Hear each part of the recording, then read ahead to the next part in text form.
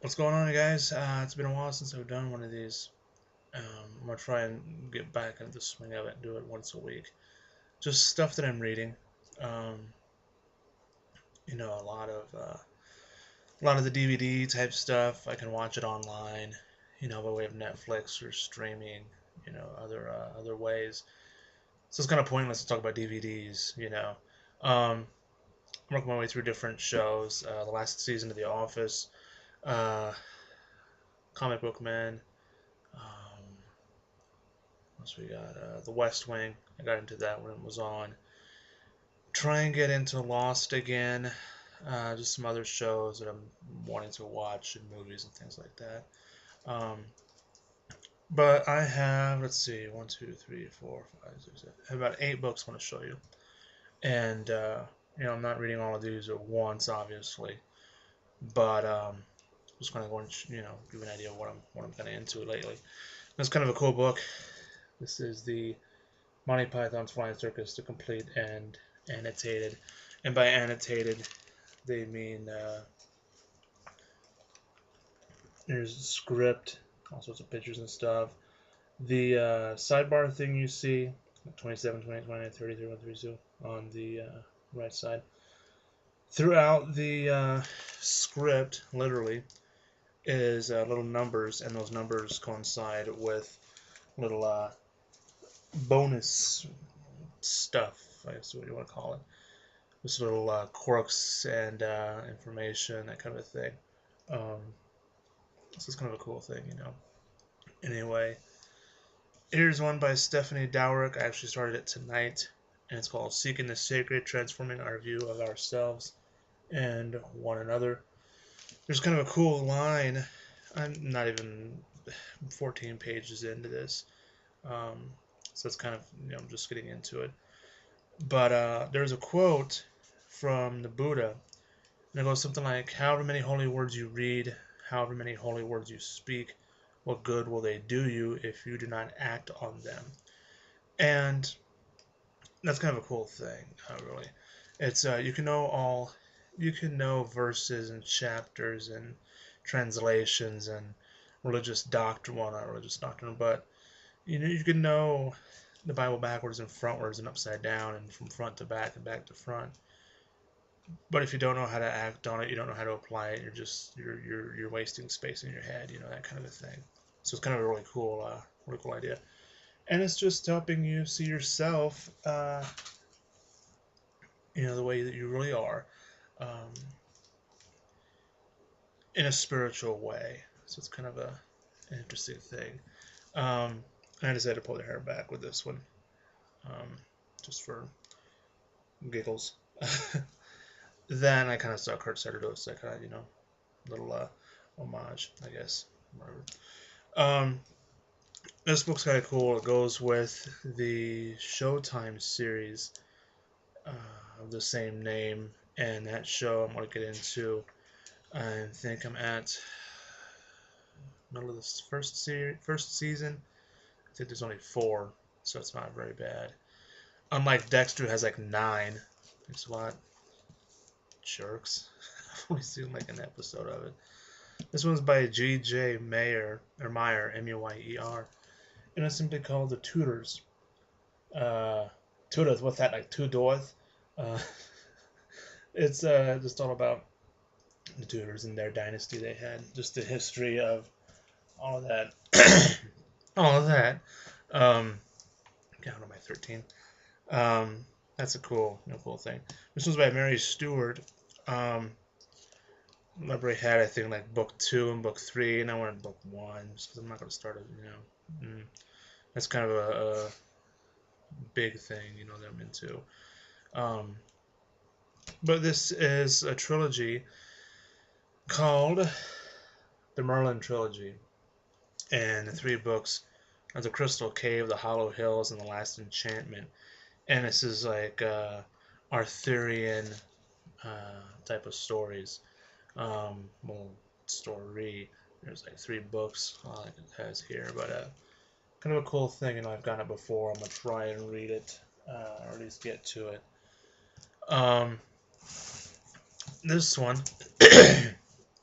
sorry, is kind of a cool one. And this is a really cool miniseries too, written by Stephen Ambrose, who's a great historian. And this one's Band of Brothers. It's just a really great miniseries. And I've read it before, but it's been a really long time, so I thought I would read it again. This one's interesting. These last three, just because I was in the mystery section trying to find a book called The Hangman's Daughter. That's the first book in a series. And I ran across these. Um, there's three, and I just read the little, you know, the blurb thingy on the inside. And I go, you know what? These actually sound really, really badass, you know? And I don't know anything about mystery books at all, but these aren't really mystery. They're more of a historical thriller. I mean, that's what it says on the front of each one. But they're written by, make sure it's a lady. Yeah, it's a lady. Uh, S.J. Paris, Paris, and it's the first book, and I guess a series. This one's called Heresy. Just real quick. Oxford, 1583, academic and spiritual world, spiritual home, the most revered scholars in the world. Protestant Queen Elizabeth I, been on the throne for 25 years. Many of her subjects are restless and long for England to return to the Catholic faith. Then you have an Italian monk named Giordano Bruno. He's on the run from the Roman Inquisition, and it's just some really cool stuff. I'm not going to give anything away. Really cool historical type fictions. That's one. It's Heresy. That's the first one, I guess you can say.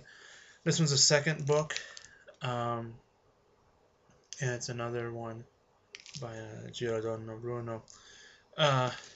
Second book, this is called Prophecy. This one is in 1583, the year of the Great Conjunction, where Jupiter and Saturn are perfectly aligned, which only occurs every 1,000 years, believed to herald the death of one age and the dawn of another. Again, another Giordano Bruno,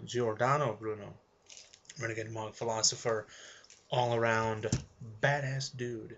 Another story with him. And this is I assume, the last one.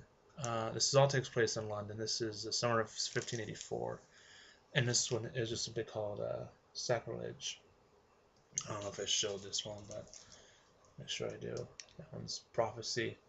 And this one is Sacrilege. Well, not the book, but the title. But it's actually part of a series, I guess, to Giordano Bruno Mysteries. I'm assuming there's only three, considering this one came out last year. So it's kind of cool, you know. Yeah, I mean, it only lists two there, and I have the first two, so, you know, nah. But I don't know, I saw it on the shelf, and I read, because a lot of mystery books, you know, if they're a long series, or if they have a lot of books in the series, sometimes what happens is I'll be able to find like book 3, book 5, book 6, book 2, but never book 1 of the series, and that's really frustrating when I'm wanting to read a book series and I can't find it, and I can't find the first book. It's just something I gotta have, and I gotta have the first book. Yeah, I mean, that's pretty much it. Like I said, I started this one tonight, and Seeking the Sacred, get through that just because it's not really a hard-hitting, you know, intense type book like a lot of the history books that I get, but just saw the shelf looked really cool, so I got it. Um, so yeah, so there's the video for this week, And like I said, I'm gonna try and do these at least once a week, depending on what my schedule is. And yeah, can't think of nothing else. So yeah, until next time. Thanks for watching. I really appreciate it. And see you later.